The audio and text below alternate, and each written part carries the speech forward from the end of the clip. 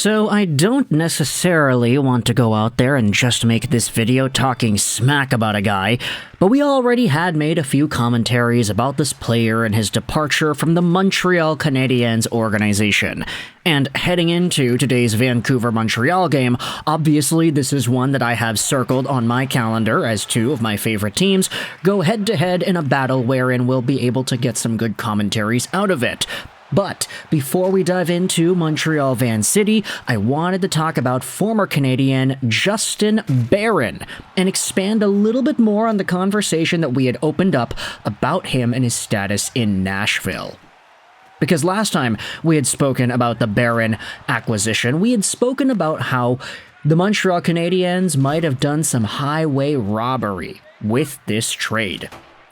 Kent Hughes acquiring a very legitimate and very useful Alexandre Carrier in exchange for Barron in a trade that I think, if Barron does not end up living up to his potential, could be seen as a pretty bad one long term. However, now we're going over to the Justin Barron talk once again, because things are not looking out too great for him in Nashville either, as highlighted by a post made on tvasports.ca. Take a look at this. It was published and written by Nick Cloutier. He's lost on the ice. Barron needs some time to warm up in Nashville.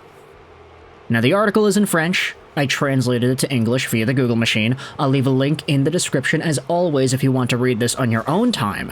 But to open up the conversation from this piece, it cites a tweet made on Twitter by Alex Doherty, who is a Nashville Predators beat reporter.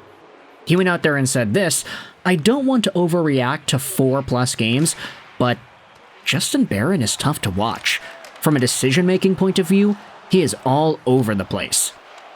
And this, of course, is not being written by some random bum on the internet.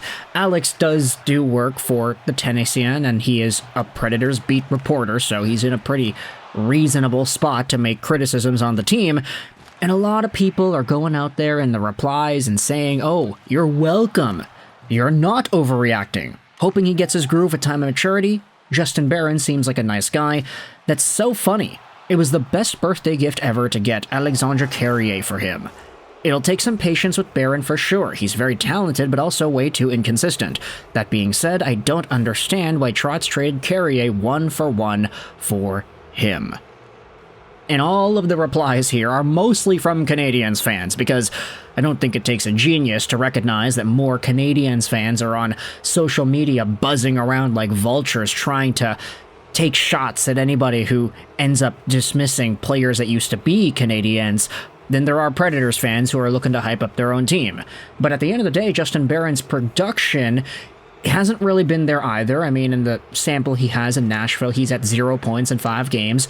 This article on TVA goes out there and uses Alex Doherty's tweet and then asks him privately what's going on. Contacted privately by TVA Sports, Doherty explained the right-handed defender's game. While he was more nuanced than on his social media, he had no choice but to call a spade a spade. Barron is a player who is searching for himself. The last 2 games, he was just lost, he said. At one point, he was orchestrating a drive with 2 forwards behind him, and you can see that Roman Josi was frustrated. That's his job, not Justin Barron's. For context, Predators head coach Andrew Brunette prefers that defensemen stay out of the game and instead make quick passes to wingers, but Josi naturally has special permission that Barron does not have. He's making some funny decisions, but for now, let's call it an adjustment period, Doherty said. Justin Barron has only played 5 games with the Predators after all. His confidence is fragile. He's getting used to a new system. I'm going to point out that he's a great skater. He can play with the puck. The skills are there, the reporter said. The article then talks about the actual trade, wherein Alexandre Carrier was sent over from Nashville to Montreal, and how Justin Barron, as a younger guy, is placed in this decor. He's been sitting out a few games because they see him as a long-term project, Doherty said. He was a planned 7th D-man. Right now, he's playing because Adam Wilsby and Jeremy Lauzon are injured. According to their interviewee, the hierarchy of defenders in the Preds organization chart at present, in terms of importance, is as follows: Josi, Brady Shea, Wilsby, Jeremy Lauzon, Stasny, Molendyk, Blankenberg, Schenn, Barron, Gibson, and then Gaizo.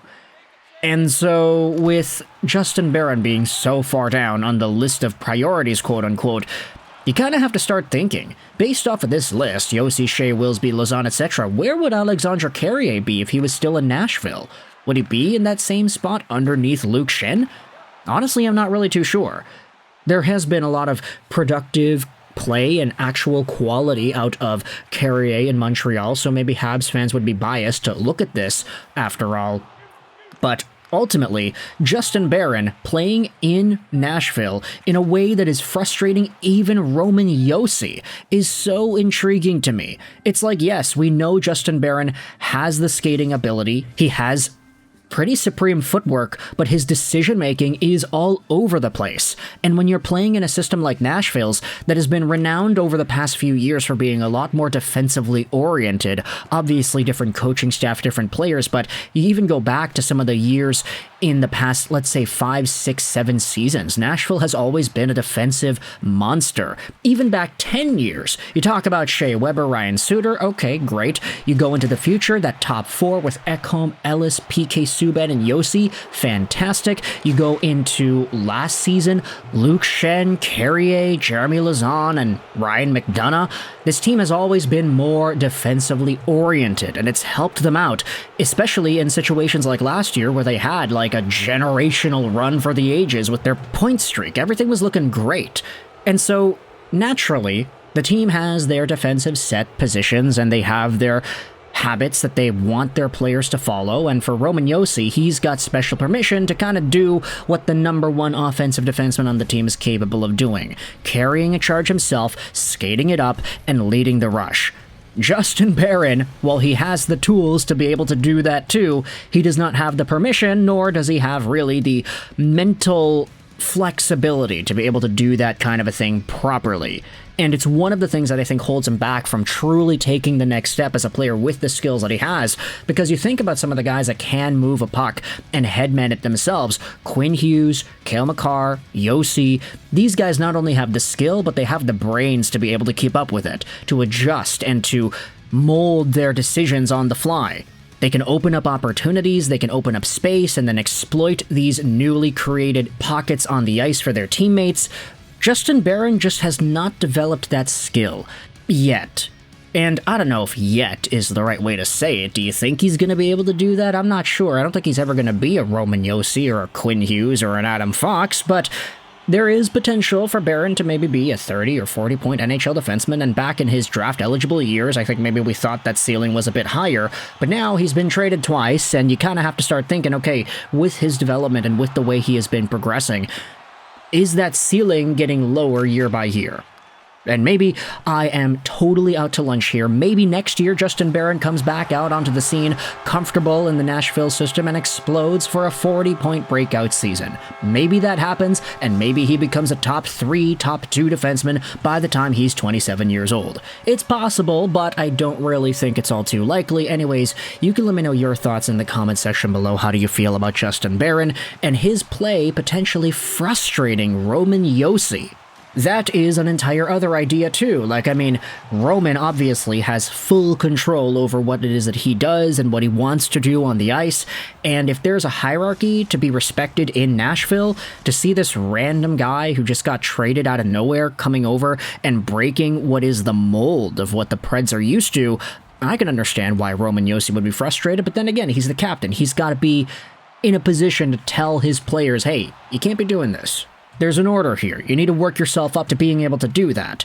And I won't necessarily discredit the idea either that says, okay, if a player is young, that shouldn't dismiss him from being able to do what he can do.